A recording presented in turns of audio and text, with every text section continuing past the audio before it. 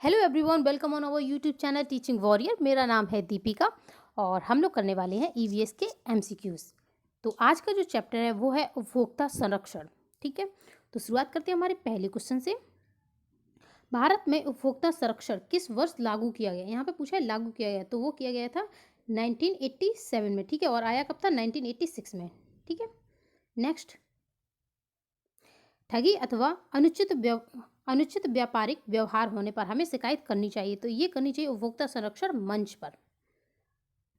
Next है उपभोक्ता विवाद से आशय है।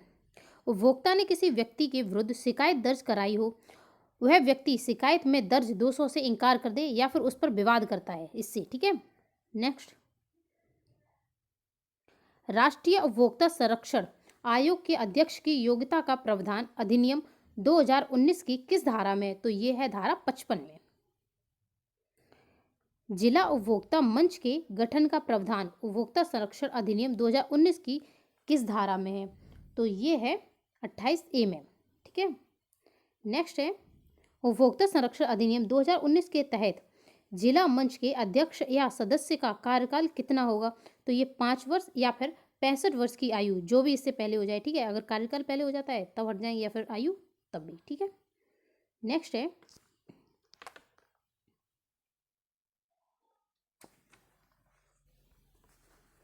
भारत देश के उपभोक्ता संरक्षण अधिनियम 2019 के तहत निम्न में से कौन सा उपभोक्ता अधिकार शामिल नहीं है? तो देखिए, अभी तक स्वस्थ वातावरण का अधिकार ये नहीं है। ठीक है, और बाकी के सुनवाई का अधिकार है, उपभोक्ता शिक्षा का अधिकार है और सूचना पाने का अधिकार है। और अगर पूछ दिया जाए कि कितने अधिकार है, तो कुल 6 अधिकार हैं। ठीक है, और अंतर्राष्ट्रीय स्तर पर कितने? 7 हैं। राष्ट्रीय उपभोक्ता आयोग में कुल कितने सदस्य होते हैं? तो इसमें एक तो अध्यक्ष होता है और न्यूनतम 4 और अधिकतम 11 सदस्य हो सकते हैं। राजस्थान में उपभोक्ता संरक्षण अधिनियम 1986 किस वर्ष में लागू हुआ? तो ये हुआ था 1987 में। ठीक है, नेक्स्ट। उपभोक्ता संरक्षण अधिनियम उपभोक्ता को अधिकारों का संरक्षण संवर्धन करता है। ठीक है, यानी कि वी। नेक्स्ट है उपभोक्ता विवादों का शिकायतकर्ता कौन हो सकता है? देखो, उपभोक्ता स्वयं हो सकता है। ठीक है, या फिर केंद्र सरकार या राज्य सरकार के कानून के तहत निर्मित स्वयंसेवी उपभोक्ता संघ भी हो सकती है। ठीक है, यानी कि ये दोनों। नेक्स्ट है शिकायत का कारण क्या हो सकता है?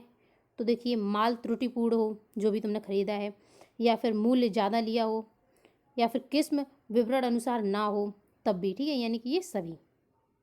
उपभोक्ता कौन हो सकता है? तो माल विक्रेता या फिर जो भी सेवा प्राप्त कर रहा है वो। वर्तमान में अंतर्राष्ट्रीय स्तर पर उपभोक्ता के कितने अधिकार हैं? तो कितने हैं? 7। भारत के उपभोक्ता संरक्षण अधिनियम में 7 उपभोक्ता अधिकारों में से कौन सा अधिकार अभी तक सम्मिलित नहीं किया गया है? तो अभी मैंने बताया था ना, स्वस्थ पर्यावरण का अधिकार, ये नहीं है। ठीक है, नेक्स्ट है भारत के उपभोक्ता संरक्षण अधिनियम 2019 की किस धारा में उपभोक्ता अधिकारों का वर्णन किया गया है? तो ये है धारा 2 के 9 भाग में। ठीक है, नेक्स्ट। सुरक्षा का अधिकार उपभोक्ता को देता है, ये कौन देगा? ये देता है वस्तु व सेवा के शरीर व संपत्ति को हानि से सुरक्षा। नेक्स्ट है मूल्य दे या वस्तु अथवा सेवा प्राप्त करने वाले को कहते हैं, तो क्या कहते हैं? उपभोक्ता, तभी तो नाम है उपभोक्ता संरक्षण अधिनियम। भारत में उपभोक्ता संरक्षण हेतु गठित सर्वोच्च अर्ध न्यायिक संस्था है। तो देखिए, इसमें सबसे पहले याद रखना कि ये कैसी है? अर्ध न्यायिक है। ठीक है, और सर्वोच्च पूछिए तो कौन सी होगी? राष्ट्रीय होगी। नेक्स्ट है उपभोक्ता संरक्षण की त्रिस्तरीय व्यवस्था में सबसे निचले स्तर पर यानी कि जिला स्तर पर गठित संस्था कौन सी होती है? तो ये होती है जिला उपभोक्ता मंच।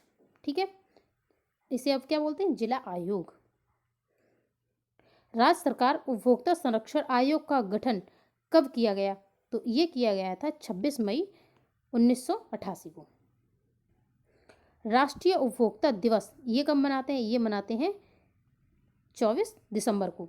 क्यों? क्योंकि 24 दिसंबर 1986 में ये आया था। नेक्स्ट है, जिला मंच में अध्यक्ष के अतिरिक्त कितने सदस्य हो सकते हैं? तो इसमें हो सकते हैं कुल 2 सदस्य, ठीक है, अध्यक्ष होगा और 2 सदस्य। उपभोक्ता हितों के संरक्षण तथा संवर्धन तथा सरकार को परामर्श देने के लिए कितने प्रकार की संरक्षण परिषदें गठित होती हैं? तो ये होती हैं कुल 3 प्रकार की, ठीक है, याद रख लेना कितनी, 3 प्रकार की। केंद्रीय उपभोक्ता संरक्षण परिषद का अध्यक्ष कौन होता है? अब देखिए यहाँ पे कौन से बोला है, केंद्रीय, तो क्या होगा, केंद्रीय सरकार में उपभोक्ता मामलों का प्रभारी मंत्री, और अगर राज्य का हो जाए तो राज्य के मामलों का प्रभारी मंत्री हो जाएगा। नेक्स्ट है, उपभोक्ता संरक्षण अधिनियम 2019 के तहत केंद्रीय उपभोक्ता संरक्षण परिषद की सदस्य संख्या कितनी निर्धारित की गई है?